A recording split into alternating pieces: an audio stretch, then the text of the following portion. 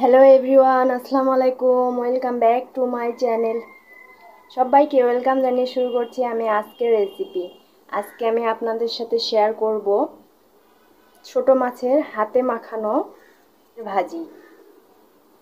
তো আপনারা এটা 7 থেকে 8 মিনিটে এটা রান্না করে নিতে পারবেন।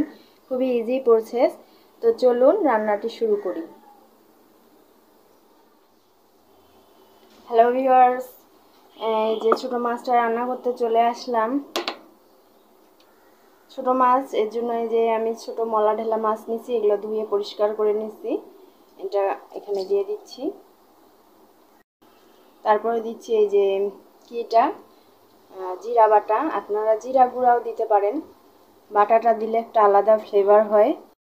দিয়ে দিচ্ছি মরিচ কুচি 1 কাপ, ঝালটা আপনাদের স্বাদ অনুযায়ী দিবেন। দিয়ে দিচ্ছি হলুদটা 1 চামচ। দিয়ে দিচ্ছি সামান্য একটু মরিচ গুঁড়া। দিয়ে দিচ্ছি পেঁয়াজ 2 কাপ। এটার মেইন ইনগ্রিডিয়েন্টস হচ্ছে এই পেঁয়াজটার কারণে এই মাছটা খুবই টেস্টি হয়। দিয়ে দিচ্ছি তেল পরিমাণ মতো। এটা আমি আজকে হাতে মেখে রান্না করব। দিয়ে দিচ্ছি লবণ পরিমাণ মতো।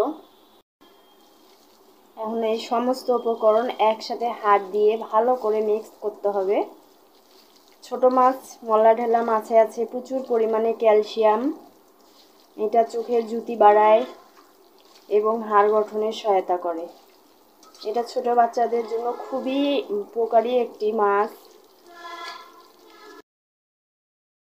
মশলাটা ভালো করে মাছের গায়ে মিশে যায় ততক্ষণ এটা মাখতে হবে।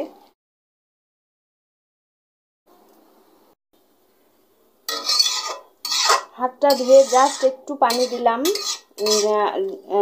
অল্প একটু, বেশি পানি দেওয়া যাবে না।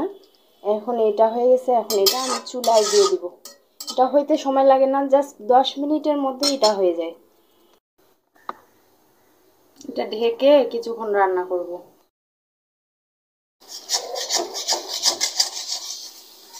এটা অলমোস্ট আমার হয়ে গেছে।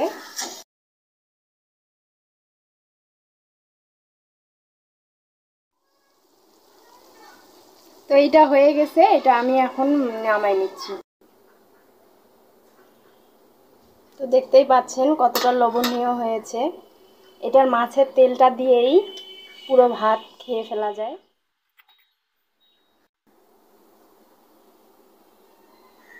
তো দর্শক, এই তো তৈরি হয়ে গেল ছোট মাছের ভাজি। আপনারা সকলেই ভালো থাকবেন, সুস্থ থাকবেন। আল্লাহ হাফেজ। Thank you for watching.